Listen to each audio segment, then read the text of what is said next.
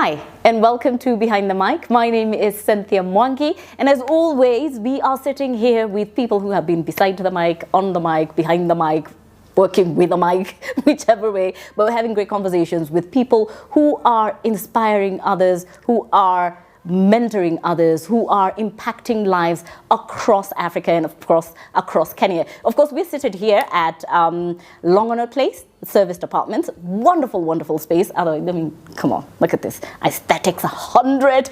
They have about 99 apartments, and trust me, I have my own plans. Yeah. Things. So if you're looking for a place to come and chill, come record, come do your own productions and content, feel free to check them out. Now, back to the person I'm sitting here with.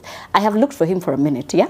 A minute. And I am so humbled and honored to be seated next to him. And more importantly, because generally in the workspace, akini mdosi. Lakini sasa hapa, ako kwa show yangu. Atadu. Nikimwambia si mama tu dance. Imagine atadu. Hakuna kitu paka hiyo. But anyway, please put your hands together for the one and only Vincent Ateya, aka Coaches. Karibu sana, bro. Asante. Yeah, I'm so glad that you made time to sit here with me. I'm good. You are? Yes, I'm good. You can tell. I'm good. I know, you're so chill. You're so chill. I love that. Sometimes unatulia. Mi huambia watu ukitoka studio, nikienda mtaa, there's a totally different Vincent Ateya. Oh yeah. Nikienda kijijini kule Ocha, totally a very different Vincent Ateya. So unatulia tu. Kama saizi nimetulia, sasa hivi nimetulia. Hii ni version different ya Ateya. So, unaona nimevaa mpaka shati inakaa kama ya Mugabe. Unaona yani wale madikteta. Yani watu kuna shati zingine si azivaliwi hivi hivi. Ateya is a dictator. That is how you want to roll it. Ateya is a dictator. Na Swale mwambie tu habari dictator. Swale mdoe. Wewe same. Atajua. Wewe atajua tu. Yes. Thank you so much for making time. Now, umesema Vincent Ateya. Yes. Mimi swali langu muhimu ni hili. Ateya ni nani? Ateya. Ateya ni nani? Ateya ni nani? Well, Ateya nimezaliwa Kakamega, nilizaliwa Ocha by the way, nikazaliwa huko kijijini, lakini at my early life, Ateya nikajikuta niko huko Nairobi ghetto. It was sad because nilikuwa najuaga Nairobi ndio kuna kila kitu. Yes. So when I came to Nairobi, nikajikuta niko huko Mukuru slums, huko ghetto. And for a while I wondered whether I was in Nairobi. Yeah. Watu wanasemanga Nairobi. Ndio Nairobi kweli. But anyway, hivyo ndio ilikuwa, ikabidi ni pick up life. I can say that was about class 5. It was a challenge because for almost 1.5 years nilikaa kwa hao, hatujaenda shule. You know, unajua umetoka Ushago mnakuja Nairobi. So for almost 1.5 years I was just there. 1 year I went to one of the Catholic church, Our Lady Queen of Peace South B. So nikakuwa tu mtoto wa church. You know, unaenda church unasaidia job. Then nitoka Ushago nimebatizwa kwa kanisa ile ya Ngoma. So when I came here, unajua nilikuwa nacheza kale kangoma kadogo kanaitwa Shitindi. Kale kadogo. So when I came here, my dad was like, you know what? Sisi ni wa huko Catholic. So you have to start all over again. So kind of and then I went to Our Lady Queen of Peace. So all through this time, my dad would tell me, next time unaenda shule, term moja ikaisha. Next time unaenda shule, ikaisha ya pili. Term 3, mwaka mzima we've not gone to school. And you know the slum life, you don't let youth be idle for a while. Mtu anajiba shughuli, anaenda mjengo, mwingine anaenda ukichukua gun. Supposed to do. But for almost 1 year, I was just in the house. The second year started, I've not joined school. And I'm like, what should I do? So one day, one of the parish priests was like, Vincent, I always see you here. Are you not going to school? So when I gave him my story, he was like, there's a school there called Mukuru Promotion Center. So I want you to go to that school, then tell them I have sent you. He was called Father Mike. He alienda Canada, but I still remember the story. So that's how I picked up my life again. So when I went to that school, I started off fresh. When I went to the school, unajua zamani tulikuwa tunaweka vitabu tukakajuala kale kakasika mkate ndio bag. So my stepmom bought for me like 2-3 books. We went to school. So when I went to school, the teachers were like, you want to join which class? I was like, I want to class 5. Like, are you sure you are class 5? I was like, yes, I want to class 5. Why? Nilitoka Ushago nilikuwa class 5. Nimekaa kwa nyumba for a long time, but I want you. They were like, no. You're sure? I was like, yes. Wacheni niingie class 5. If I don't perform, you can even take me to class 3 or class 2. Me, I'm ready to be. So lucky enough, that term I was number 2. the first exam was number 2 Nice. after being out of school for almost 1.5 that was a long time. So that's how I started off again. So the school was called Mukuru Promotion Center. So ukifika class 6, you are promoted to go to a school called Our Lady of Mercy South Bay. So it was shule ni Catholic. So you are promoted to go to Our Lady of Peace, which is still by the Catholics, Sisters of Mercy. But fortunately or unfortunately, when I was in class 5, there was class 6. By the time tunaenda kumaliza class 6, wakaongeza class 7. So you like, I thought I was going to a better school anyway. Kumbe. But whatever happened, we got the headmistress who was at Our Lady of Mercy, Sister Mary Clean, was now transferred to our school to start it off. Nice. I tell you, from Mukuru Promotion Center, there was a lot. There was resources. People came to our rescue. They brought us books. We would eat in school. Lakini kitu funny, me I see people struggling in this country to buy uniforms and everything. Si tulikuwa tunaenda tu shule vile umetoka Muhimu ni kuenda. mguu tupu na akala na kiatu sporti, mwingine amekunja trouser short. And we used to call. And the teachers would tell us, uniform haisomi. And we performed so well. So by the time nilikuwa class 8, tulikuwa nanunuliwa uniform. The uniforms are there, but zimewekwa kwa kabati kwa class. So mkienda debate, when you go for sports or something, ndio mnavaa. Na mkitoka mnarudisha. Juu zinaweza chomekea ghetto. Unajua ghetto moto utoka anytime. So that's how Ateya name came out. But the breakthrough that made me realize it is sometimes not where you are born and everything. You can work up to where you want. When I was in class 8, I won the public speaking competition in Nairobi. I was the best from the ghetto. I won all through, from zonals, division. Uniform only on. Yes. And I got an opportunity for a trip to go to Italy. Oh my good Lord. Unaweza imagine, hiyo ilikuwa news ghetto yote. Msewa ghetto. Anaenda ngambo. So I went there, nikapanda ndege ikakuwa kama mathri. And you know, it was a dream. Nashindwa, yani nimepanda ndege. By the time narudi, tumetoka Italy, tumeenda Vatican, nimesalimia Pope hivi kwa mkono. And you know, if you are a Catholic, kusalimia Pope kwa mkono hivi. Hey, you're ready. That's it. Take me now. What else is there in this life? Nimekuwa Vatican. So I came back, tukapita Egypt, tukaenda the pyramids, tukafika huko. Ujue ndio nimemaliza class 8. What did this do to me? It gave me the courage to face life. I was like, so I can make it. So Ateya nimelelewa huko ghetto. That's where my life picked up again. Then from there I went to Aquinas High School. Then from the ghetto, I told you, if you hear anybody call me Ateya, Joto huyo ni mse wa ghetto. Ateya ni mse wa ghetto. Apart from watu uko wangu, because Ateya ni jina kwa kina mama. Lakini ukisikia mtu akita Ateya, mimi ni mse wa ghetto. So that's Ateya. So Vincent Ateya, I grew up in Eastlands. Nikasomea high school AQ, Aquinas, the mighty Aquinas. Basketball tulikuwa tu kila kitu. Football sisi ndio hao. But unajua Islando, ka uchezi ball. Basketball haikuwa yetu, lakini tulikuwa tunang'ara. But Islando, kama wewe umegrow hujacheza ball, usituambie. Wewe ni mse wa ball. So that is it. So nimelelewa huko ghetto, nikagrow ghetto. Hata nikianza career nimeanzia ghetto. Mimi nimesoma Citizen TV News nikiwa ghetto. Nilianza radio Citizen nikiwa ghetto. Yenyewe kunitoa ghetto ili take time. Ngoja kwanza, unajua kwa umeniachia. Kwa sababu hii story ni tamu mpaka unajistop, acha kujistop. Acha kujiforward. So, umeingia AQ, umesoma, mse wa ghetto na ball. Nimemaliza form 4. Umemaliza form 4. Nimemaliza form 4. By that time when I'm in form 2, form 3, nimeanza kucoach watoi ball. Ile tu mtaani. Watoi under 10, under 11. Venye umesema ukiwa ghetto una kitu ya kudu. I used to play football. Mimi mwenyewe ghetto zote kuanzia Mukuru, Marigoine, Fuatanyayo, Mukuru Kayaba, Lunga, kwa Ruben, Sinai, zote ni Mukuru. Unajua nadhani Mukuru ni moja. Ile moja tu ya jina. Unaanzia Mukuru. Mkuru ile iko Marigo, Fuatanyayo, hizo za South B. Alafu unavuka ngambo ile nyingine Riverbank huko ngambo tunaitaga Mukuru Kayaba. Alafu kutoka Mukuru Kayaba ukienda Enterprise unapata Mukuru kwa Ruben. Zinashikana saidi nyingine kuna Mukuru ya Lunga. Alafu uko mwisho kuna Mukuru Sinai. Then kwa Njenga hiyo ngambo nyingine. Hizo zote ni za Mukuru. Yes. So after nimemaliza nilikuwa na coach watu hiyo mtaa ball. Nikianza didn't know it was that serious. So by the time namaliza AQ form 4, there's another guy alikuwa anasimamia team. He was a patron for KCB. Alikuwa anaitwa Vuuka. So this guy was like from nowhere. I used to take boys for tournaments and we win. So they were like, we want to talk to you as a coach. So after high school, I started a team Congo Kutu. coach. Yeah. And we had a very good team, but by that time nimemaliza high school, nimeanza hustle. Yeah. Naenda kutafuta hustle usiku, naingia kwa bakery na nafanya job usiku, asubuhi natoka naenda coach watu e-ball. So that's how I started now. After form 4 nime exit, nimekaa out. Unajua zamani ilikuwa utoki ukiingia campus, unaweza kaa nyumbani kama miaka 2 ugrow kwanza.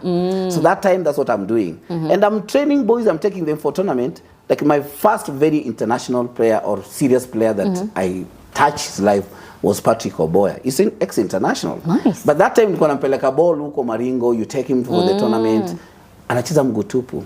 That's how he picked up. He was one of the few first international we had. Yeah. Mariga mmoja tu, Mariga akiwa ako Mudhuru. He used to play with the boys I was coaching under 16 tournaments and everything.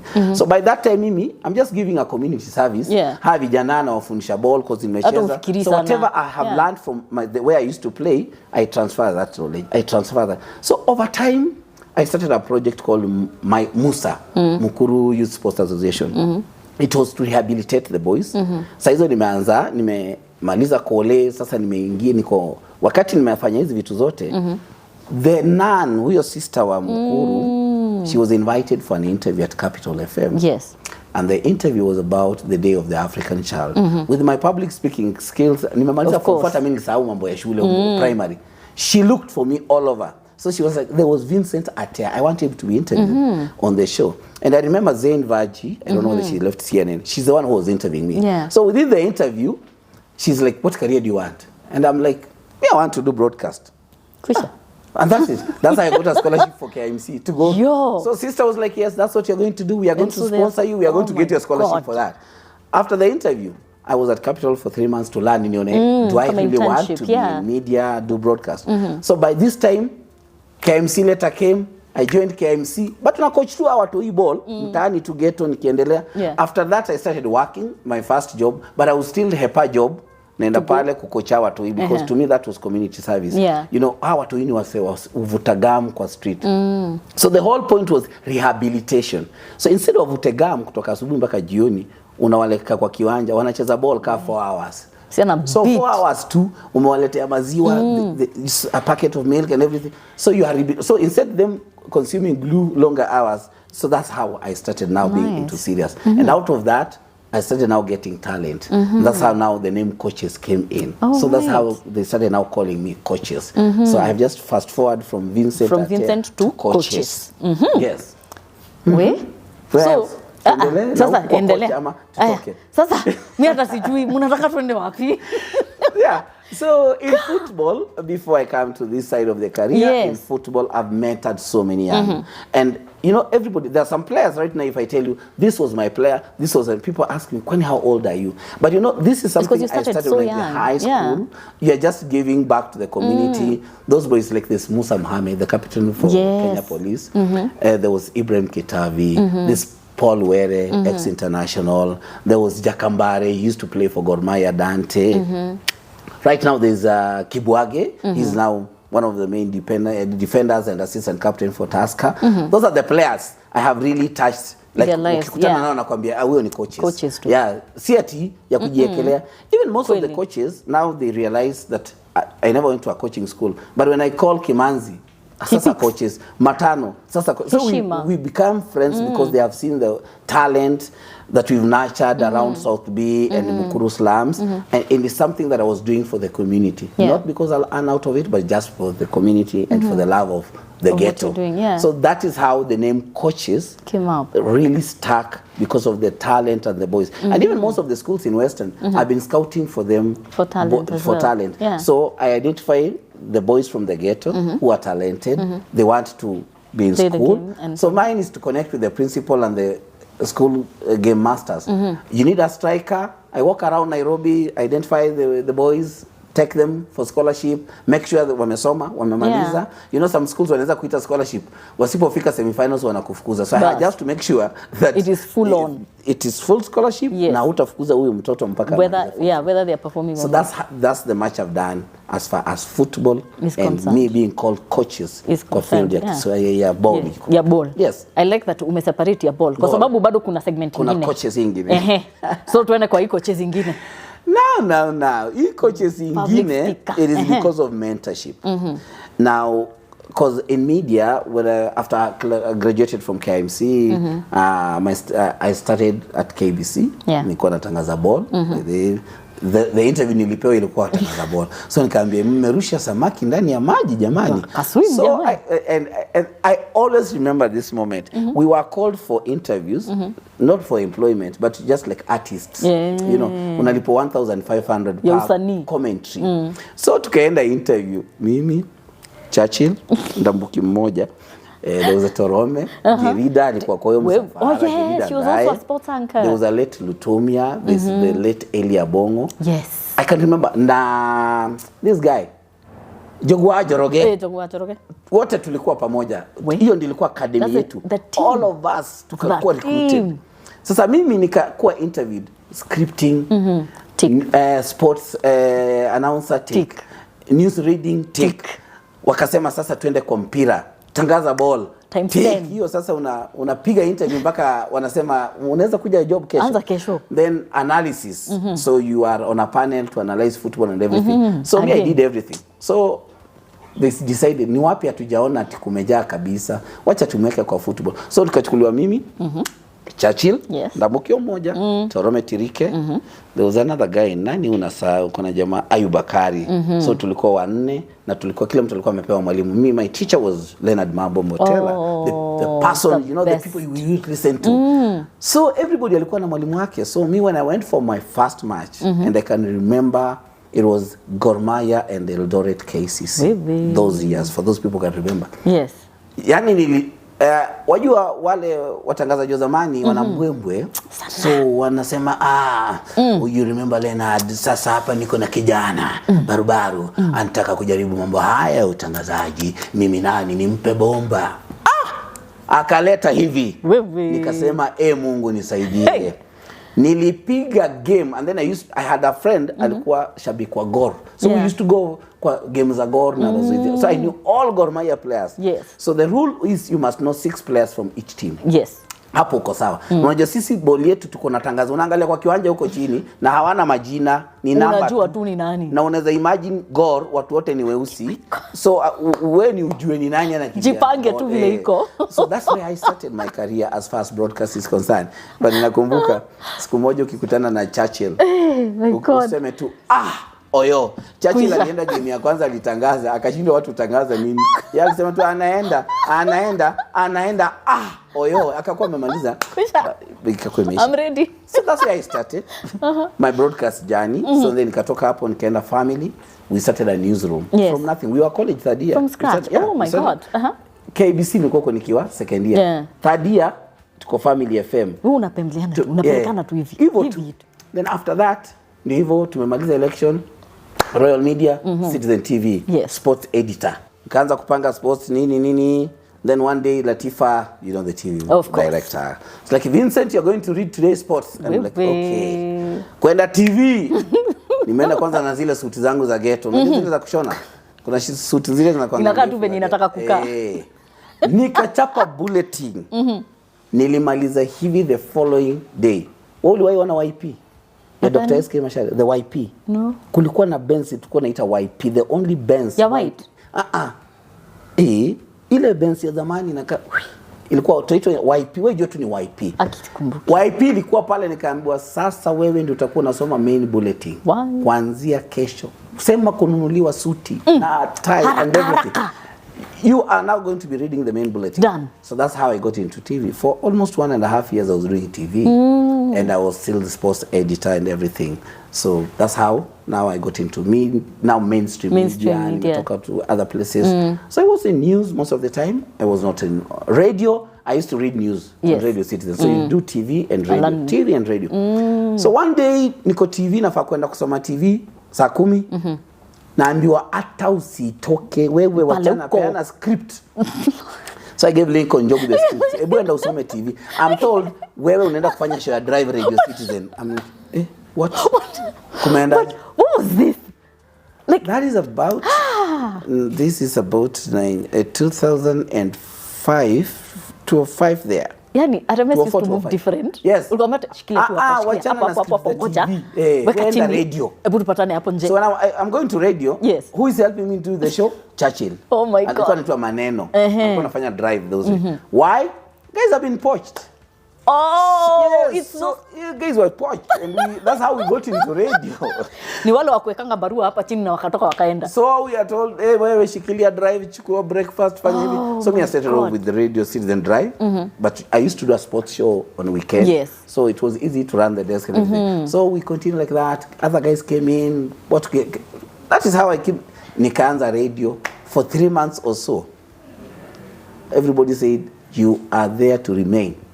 Where? From Dr. S.K. Masharia, Fred Afune, everybody said, you are radio for life. You are home. So after that, you know, it was challenging. You wake up early and then you still read news in the evening. That's now how I got in now. Oh, because you're still balancing with TV as well. So that's how now we got in Franklin Omboga. I told Franklin Omboga, you're photogenic. Yes. You can try this. You know Kiswahili and everything. Fire screen test. So that's how now we exited, me and Lincoln, from TV. And became now radio. Then we got Franklin Omboga. I got Torome from KBC. Torome, now that's how they remain in TV. That's how that radio has been my life. Are you kidding? Radio for life.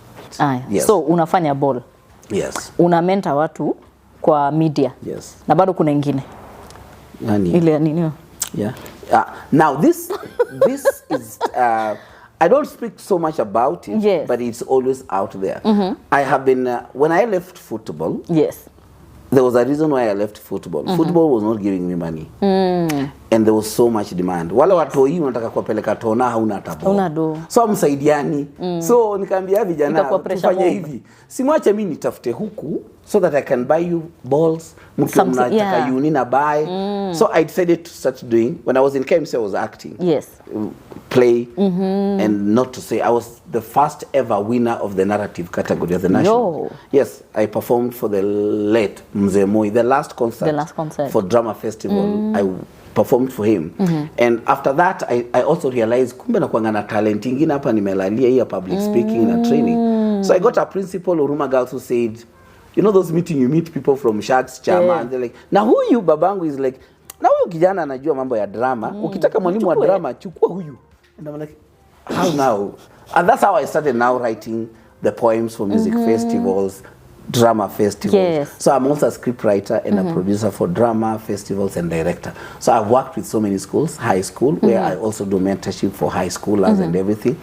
Ruma Girls, St. George's, Moi Girls, Nairobi, Precious Blood, Ruta, I was there for almost 10 years. I've worked with Alliance Girls. I've worked with Mary Hill, Ndumberi Girls, enough schools as far as this mentorship. And the much I've done, especially during, it's not about drama and music alone, leadership and also public speaking skills. And that's what I've done. And most of the kids, they are all over the world. They are all over the world. So when they meet me, I am their coach and their teacher. That's it. Yeah, people should just call you coach. You realize that? Like, you know, like they should really just call you coaches. Because you're not doing it on one front, it's on so many fronts. It makes me happy because when you're doing it, sometimes it's not about payment, you're touching lives. I see kids who come in Form 1, they can't speak, you know, they can't express themselves. By the time Anafika Form 4, she's the school captain, she's the head girl. You are like, from here to there, so it gives you that confidence. I have seen the boys that I know probably they would not have made it in life if it's not football. I'm telling you, nilikuwa nabeba vijana kwa gari yangu nikiwapeleka Mukumu Boys for scholarship. Nafika pala Kayega nimeweka kuku 2 wanakula wanashiba nawaambia mnajua nimewaleta ball. Sasa nyinyi kazi yenu ni kwa kiwanja. Wale watabaki wabaki, wale mtapata and you take 5. There's a time I would go to Mukumu Boys, unakuta niko hapo na boys ka 15, the whole school team ni yangu. Na ujue baba yao hajaifika hiyo shule, mama yao hata hajui Mukumu iko wapi, they just know me. So unafika pale niko na ngiri moja sasa nagawia kila mtu so you know that's the 1K for them and everything.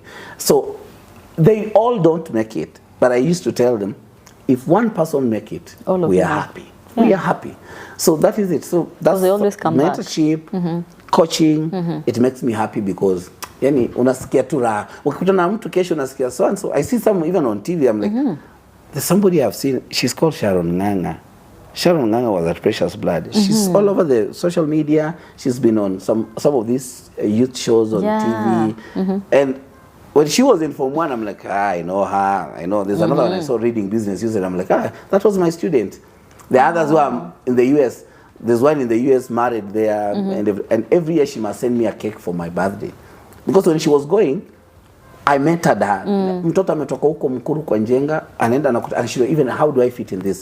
So that's why coaching, mentoring, number one. It's natural, like hata utaki kulipwa, unataka tu kufanyia. Kama kuna pesa sawa nilipwe tu, but itasaidia hao wengine. Yeah, it's not my first option. But I've said now in future I want to call most of them, tell them now, you guys, let's have something official. That I held your hands, supported some of you. Can you guys also support others? Because I'll not always be there to do it. Why don't they also pick it up and pay it back and also give back to the community? That is even nice. The football players. I keep on asking them, wewe tulikushika mkono, tulikununulia mpira, ulicheza mpira ya bure because tulikuwa tunalinunua.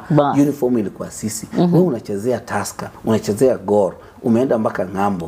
What have you done for the community? You need to come other back. Boys here, you should also come and mentor.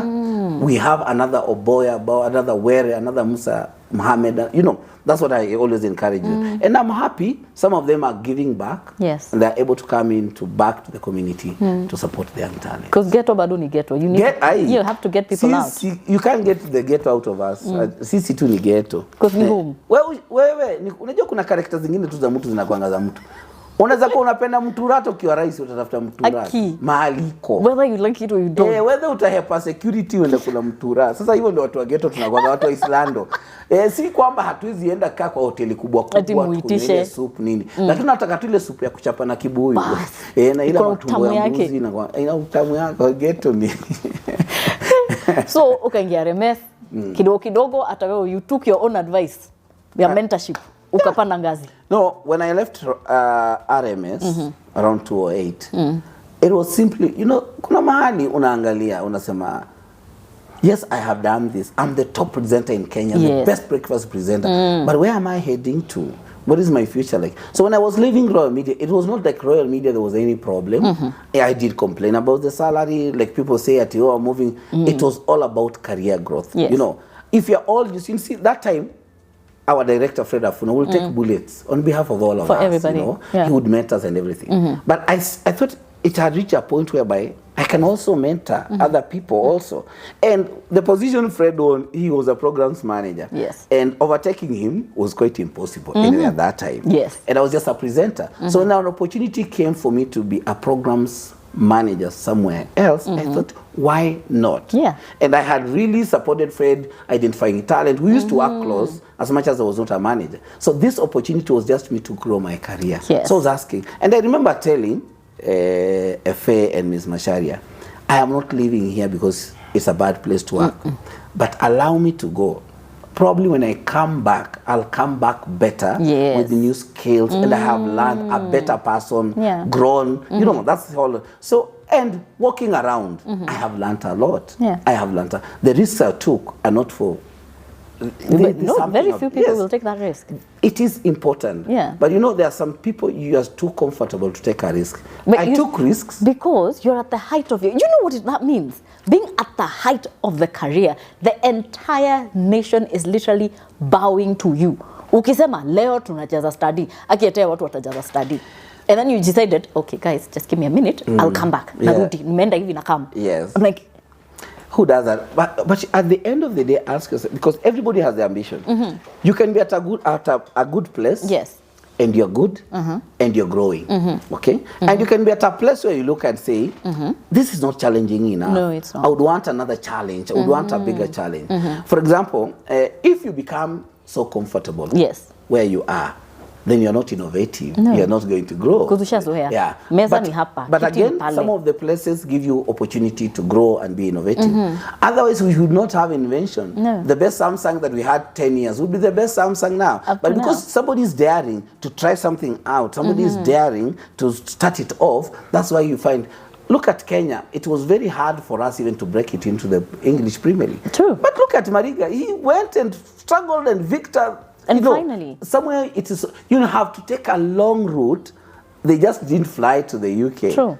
Celtic, from Celtic to where, and then eventually to the English Premier League. Yes. So there are some things we want to achieve in life. There are some things we want to get in life. You have to take some risks. Yes. Some risks. If you fail when you've taken a risk, you've learned a lesson. It's a lesson. And It's not a failure. If you succeed after taking a risk, you're a genius. Even That's what better. you always say. Umejaribu, umeshinda. Umeweza. So ukaenda ukajaribu. Yes. So after some time, I've tried worked with 2 brands here. The best thing that I got out of the whole movement from Royal Media was when I started off at radio station from zero. Oh yes, I remember you did that. It was from zero when I started this radio station. Yeah. There was nothing. There was literally no nothing. Staff, no office, nothing. Actually, no name, You were no it. jingle. I was everything, you know, nothing. And that's the best opportunity I ever got, because previously you find a product is there, you either improve it or make it worse. You know, you can also make decisions that make a product worse. Yeah. So somebody else is doing all that. Even when I was at Royal Media at first, I couldn't tell you where the jingles are found. I couldn't tell you where you start from interviewing somebody. How do you negotiate salaries and everything. Somebody's there to do that job. But I found myself being the one end month, sales are low, bills are high, talent, kila watu wanangoja mshahara, wanaangalia MD yako wapi. Mshahara wekelea hapa. That's yani sasa hapo nikajifunza, I learned a lot. I realized there was a lot out here. It is just same thing.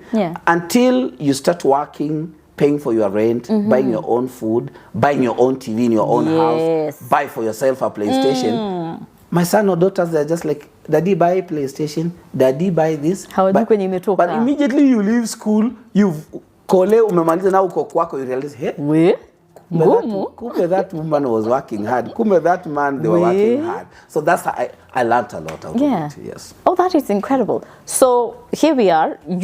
Are you still doing your coaching in all variations of them, of course? Of course, right now, I might not be so much involved. I'm still working with schools as far as music and drama festivals is concerned. Yes. Okay, not so much, but I'm still working on it. Yes. Football, I am no longer so much actively involved in coaching because coaching has evolved. Yes. The being on the pitch and everything. But I can do mentorship. Yes. I can support, sponsor tournaments.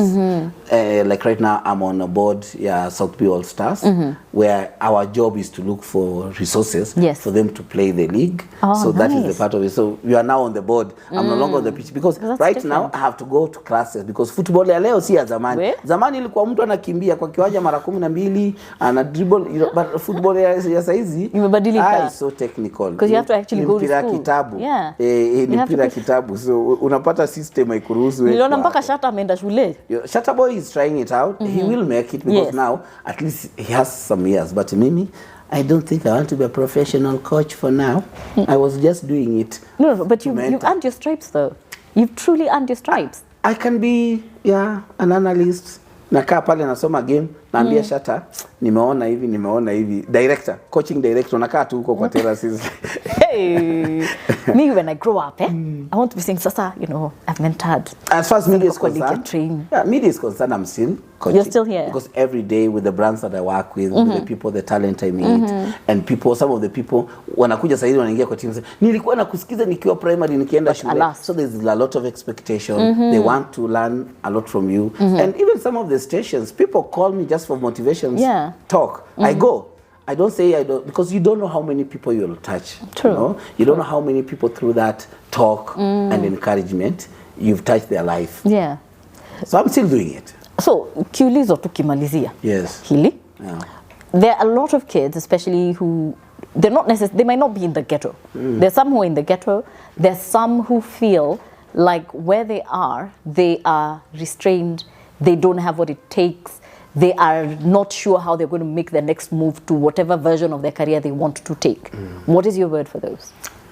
You see, I think everybody, given an opportunity, they know what they want. Yes. There's always a confusion. Like now, when I'm growing up, me, I knew I was playing football. Yes. I went to a high school where basketball was everything. But I didn't even try any single day to shoot kurusha your basketball. I never tried because I didn't have interest. My interest was football and football. Yes. When kids are growing up, I always say the best and the best support system is the parent and then the teachers. parents are able to know you from a very early age and see what you're capable and hold you and support you. Yes. Kwa mfano nikienda shule, I can tell you, out of my kids, watoto wangu, najua nani public speaker, najua nani mshy. I know who can play football. Like the first one is so obsessed with football. Yes. But early days he was in basketball.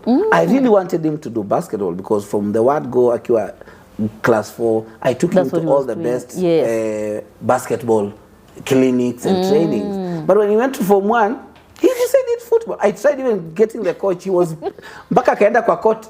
Siku ya kwanza kutrain, he was in the school team. He never went for the tournament. He disappeared again, went to football. What did I do? I have supported his football liking and everything. And I'm still supporting it. So you have to also, parents must support, and the other mentors who are in your life, teachers discover these kids at a very early stage. Are they public speakers? Are they engineers? Are they good in math? And then high school, you know, there are so many teachers who are all possessed with mean grade. Mean grade. Where? But it is good always to acknowledge in school, you are so good in drama. Reward that. That's enough. And that's why I like CBC. CBC at the end of the day, wewe utakuwa unafanya kitu yenyewe, God aliamua iko ndani yako. Kama wewe hauna air maths, lakini uko na air football. Kwisha.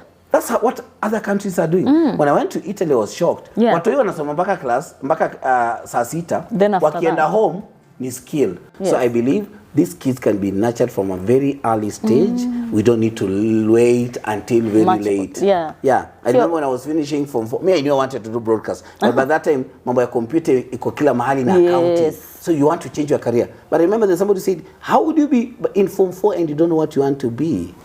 You want to be a doctor. What do you know about it? You want to be an engineer? What do you know about it? Go check it out. Yes. Sio siku hizi, because like when we were growing up, ilikuwa mwalimu wa math ndo alikuwa anakuambia you will amount to nothing. Yes. You are useless. Because what is your purpose? Unapata zero aje. Aki unapata hata view it is a waste of school fees. Just pack up and go home. I don't even come back. Don't come back here tomorrow. I'm telling you, but now ours was not a math teacher. We used to have another history teacher. So one day akakuja nakuta mmeenda football. Next time nasikia Ateya alienda athletics. So when I came to class, Ateya, where were you yesterday? Athletics. I'm like, teacher, we had gone for athletics at Starehe Boys. Must you run when you're in school? Why don't you finish school and go run for your village? He does not understand that this talent needs to be nurtured even in school. I think those people were bruised. I think all of them were bruised. And I'm like, surely. They were traumatized by you have a passion for football. Nakwambia, cheza mpira kabisa. Wewe baba yako alilipa school fees ya kucheza mpira. But things have changed, Yo. But I'm very grateful. I'm very, very grateful. So, Ateya in 2 years or in the future, because COVID imetufundisha 5 years is yourself. So, Ateya in 5 years. Ateya in a hypothetical 5 years. What does that look COVID like? Or with COVID? With or without? Because then you plan, but then you're always open to adjustment. You see, you look at the changing trends in media and the dynamics in media. But my next plan of action as far as my career is concerned, finish my master's, now start my PhD. But with my PhD, I want to mentor further. I want to be a lecturer. Nice. I believe I can be. The knowledge I have, you know, there are so many lecturers who've never practiced, but they teach. But I'm wondering, what about me? I have so much knowledge and experience. Na pia kuna kiu cha knowledge. You know, there are people who really want to hear from you, and you know. So I think 5 years from now, given an opportunity, I'll be a lecturer somewhere, be doing my PhD, then publish. I think I want to publish. I think it's about time, to be honest. I feel like it's about time. I have a lot to share. Yes, you do. From personal life to career to side hustles. And because everybody, like there's somebody I was talking to yesterday, and they're like, you know, hii media inaenda wapi? And I'm like, hii media imekufa. I'm like, you are dead. Okay. Nikasema, can you imagine, mimi, babanga, and I'm like, find your space. In Brazil, there are how many footballers born daily? Yet somehow. But every time there's a new Brazilian shining. For people who saw Pele, for people who saw Ronaldo, Ronaldinho, they would have never thought that life would be without those. Yes. But we have Neymar here. So Certainly. it is you to take up your space. Media is growing, it's dynamic. Wewe ingia, if you are a good talent, utaonekana. Usiseme, nataka kuchukua kazi ya Ateya. If I was to sit there and wait to take Machoka's job, I will be jobless. But I came and proved that I can. And you got your own space. That's what I tell people in media. Yes, it's flooded. Which career is not flooded? All of it. There are so And many then all doctors. of us cannot be doctors. Even if you tell me doctors will get a job. But I tell even people, lawyers, kuna kila mahali is flooded. yeah, wewe kwa hiyo meza, kwa hiyo keki, hata watu wakikata vipande vipi, kata kako kadogo. No, it's cool. Squeeze yourself somewhere. That's it. My God. Now imagine interview inaisha hivyo. I mean, there's no, what else do you say after that? Nimemaliza. That's it. Nimemaliza. Thank you. Yes. Ulikuwa unataka kumaliza na poem. Did you want to add? Not really. You know, if you start a poem, I'll start a narrative, start narrating here. Yes. And you know, when I start narrating, we won't end the interview. Akit, we won't end. So, tumemaliza. Tumemalizia. Hivyo. Thank you. Thank you. Aki, asante sana. Tunashukuru. We want to take this opportunity to say a very big thank you. Kuna swali niliulizwa na Joyce na akatuliza na nguvu, lakini wacha tu tumalizane. Wacha tu tumalize. Vizip? Okay. So, in my next interview, what is the one question that you would want me to ask the next person coming after you? The person. Yes. It doesn't matter who. Just give me a blank question that you'd want them to answer. Madam Producer, shika your question. One of the things in their life that made them feel so useless. That's a brilliant thing. Yeah. That's it. Mtu anaweza kuambia kitu mpaka unajua we. Unajifungia kwa nyumba That one wiki moment. mzima.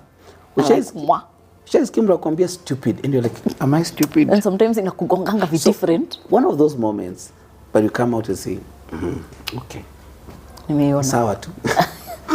Okay, thank you so much for tuning in. I really appreciate you staying with us for the entire interview. We do not take it for granted. Remember to always tune in to Citizen Digital to catch all the episodes of Behind the Mic. My name is Cynthia Mwangi. Today we had a great conversation with Vincent Ateya, co-chairs, and have learned so much. And I look forward to the next 5 years where he's going to be sharing even more information, most importantly, the publishing here part. I'm going to put you to book about it, yeah? Yeah, pitch you to book. And of course, the great space that we're in right now is the Longonot space, Longonot Place serviced apartments. Of course, they have great ambience. I am here and I don't think I want to move. I feel like I'm in my own house, my God. Anyway, it's 99 spaces, of course. If you want to come and work, feel free. If you come and chill, feel free. If you come and shoot your own content, feel free. They are open, they're available, reach to them, and they will always give you feedback. And of course, more importantly, they want you to come and enjoy the space. My name is Cynthia Mwangi. This has been Behind the Mic. Do not hesitate to subscribe. I can't become that person. Subscribe to all our episodes and keep it here. God bless you.